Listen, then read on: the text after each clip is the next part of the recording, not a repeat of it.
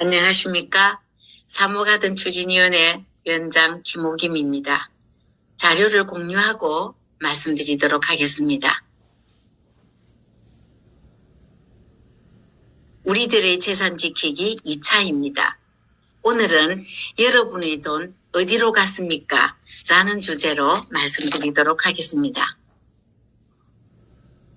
종일 때마다 단지 안을 돌아다니던 사람들 기억하십니까? 홍보요원이라고 불리는 사람들입니다. 2023년 동안부터 매 총회마다 25명에서 36명이 투입되었습니다. 2년 7개월 동안 총 7번 이 사람에게 지급된 돈이 총 4억 7,815만 원입니다. 모두 여러분들의 분담금입니다. 지급 내역을 알아보겠습니다. 23년 5월 첫 정기총회부터 25년 12월까지 총 7건의 지급이 있었습니다. 금액을 보시면 적게는 4,400만 원에서부터 많게는 8,900만 원, 합계 4억 7,815만 원입니다. 그런데 여기서 주목하셔야 할 것은 하나 있습니다. 오른쪽 수령인 칸을 보십시오. 대부분 같은 사람입니다. 29명의 인건비 7천만 원이 넘는 돈이 한 사람의 개인 계좌로 한 번에 들어갔습니다. 이건 저희가 정보 공개를 통해 받은 실제 이체 확인증입니다. 보시는 것처럼 조합 계좌에서 특정 1인의 기업은행 계좌로 7,400만 원이 한 번에 이체되었습니다. 이 돈이 실제로 29명의 요원에게 나눠졌는지 확인할 방법이 없습니다.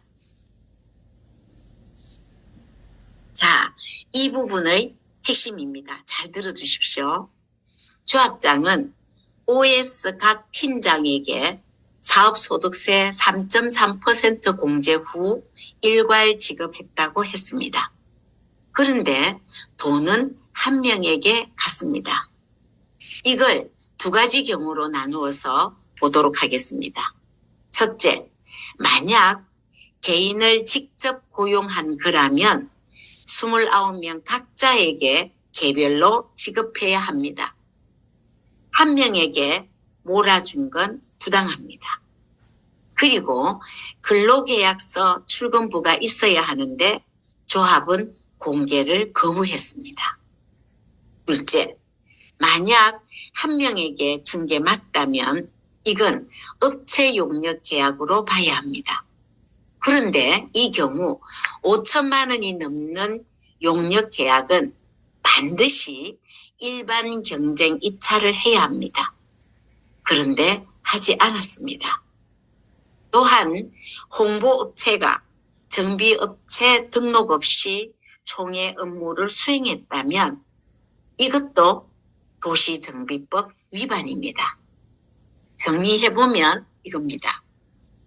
개인 고용이면 왜 한 명에게 돈을 주었나? 또는 업체 계약이면 왜 입찰하지 않았는가? 어느 쪽이든 불법입니다.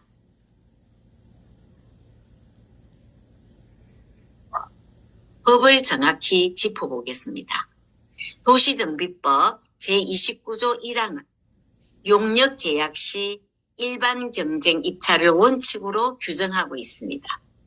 시행법 제24조에 따르면 수의계약은 5천만 원 이하만 가능합니다. 그런데 7건 중에 6건이 5천만 원을 넘습니다. 정부 위반입니다. 이 죄의 처벌 수위는 도시정비법 제136조 제1조에 따라 3년 이하의 징역 또는 3천만 원 이하의 벌금입니다. 대법원도 2022년 12월 판결에서 정비사업 용역의 계약 방법 위반은 형사처벌 대상임을 분명히 했습니다. 다시 말하면 입찰 한 번 없이 매번 같은 사람에게 수억 원을 넘겼다는 겁니다.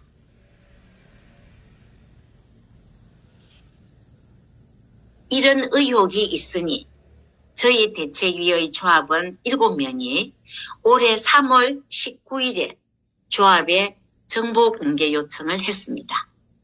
요청한 것은 아래와 같이 3가지입니다. 첫째, 출금 세부 내역과 개인별 이체 확인점. 둘째, 요원들의 명단과 연락처 또는 이력서. 셋째, 실제로 근무한 증거, 출근부, 업무 일지, 근로계약서. 조합의 해시는 이러했습니다. 첫 번째만 제공하고 둘째와 셋째는 전면 모두 거부했습니다. 여러분, 누구에게 줬는지, 실제로 일했는지 아무것도 알려주지 않았습니다. 그런데 이 거부 자체가 범죄입니다.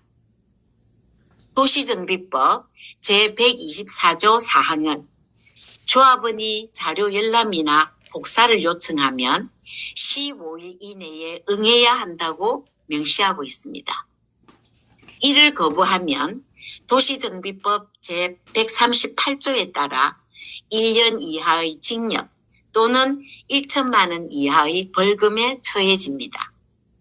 조합 측은 과거 판례를 들어 거부했습니다만 이 판례들은 명단이나 근로계약서에 대한 것이고 출금 세부 내역의 완전한 공개나 근무 실태 확인과는 별개의 문제입니다.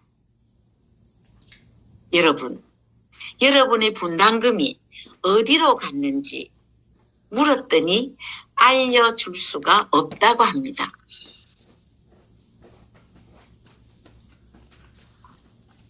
자, 그러면 여러분, 모든 것에 대해서 조합장은 뭐라고 했을까요?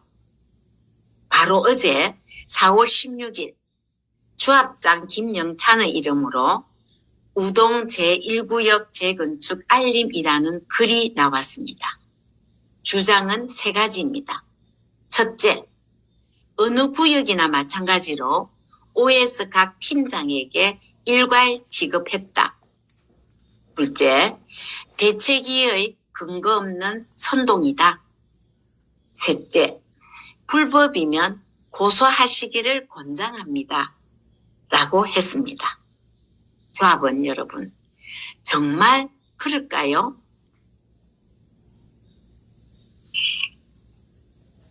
하나만 팩트 체크하겠습니다. 첫째, 어느 구역이나 마찬가지다 하는 것은 도시정비법은 5천만 원을 넘으면 반드시 일반 경쟁 입찰을 하도록 하고 있습니다. 관행이라고 합법이 되는 것은 아닙니다. 다른 구역도 한다는 말은 다른 구역도 불법이라는 뜻입니다. 둘째, 대책위의 선동이다. 7명의 조합원이 도시정비법 제124조에 따라 정보 공개를 요청한 겁니다. 법이 보장한 조합원의 권리를 행사한 겁니다. 권리 행사가 선동입니까? 셋째, 고소하라. 네, 그래서 고소했습니다. 2026년 4월 17일 해운대 경찰서에 접수 완료했습니다. 고소하라고 하셨죠? 했습니다.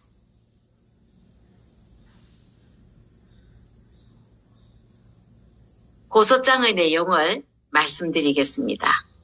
고소인은 조합원 7명, 피고소인은 조합장 김영찬. 혐의는 2가지입니다. 첫째, 도시정비법 제136조 제1호 계약방법 위반, 즉 수의계약 위반입니다. 3년 이하의 징역에 해당됩니다. 둘째, 도시정비법 제138조 제1항 제7조 정보 공개 거부입니다. 1년 이하 징역에 해당합니다. 현재 해운대 경찰서에서 수사가 진행 중입니다. 그리고 한 가지 더 알려드릴 것이 있습니다. 2022년 12월 29일 대법원 판결에서 정비사업전문관리업에 등록하지 않은 용역업체가 서명결의서를 진구한 행위는 도시정비법 위반으로 확정되었습니다. 도시정비법 제102조는 총회 관련 업무는 등록된 정비업체만 수행할 수 있다고 규정하고 있고, 이를 위반하면 2년 이하 징역 또는 2천만 원 이하 벌금입니다. 만약 조합이 계약한 홍보업체가 정비업체 등록 없이 서명결의 진구까지 했다면 이것은 추가 범죄가 성립됩니다. 다시 정리해보면 수의계약 위반, 정보공개 거부, 미등록업체 위탁, 3중 위법이 되겠습니다. 조합원 여러분, 고소는 했고 수사는 진행 중입니다. 하지만 수사만으로 조합 운영이 바뀌지는 않습니다. 조합장을 교체할 수 있는 유일한 방법은 바로 해임총회입니다. 조합원 여러분, 해임총회가 답입니다. 해임총회 서명결의서 제출에 꼭 동참해 주십시오. 오늘만 말씀드린 4억 7천만 원, 여러분의 분담금입니다. 아깝지 않으십니까? 우리가 움직이지 않으면 아무것도 바뀌지 않습니다.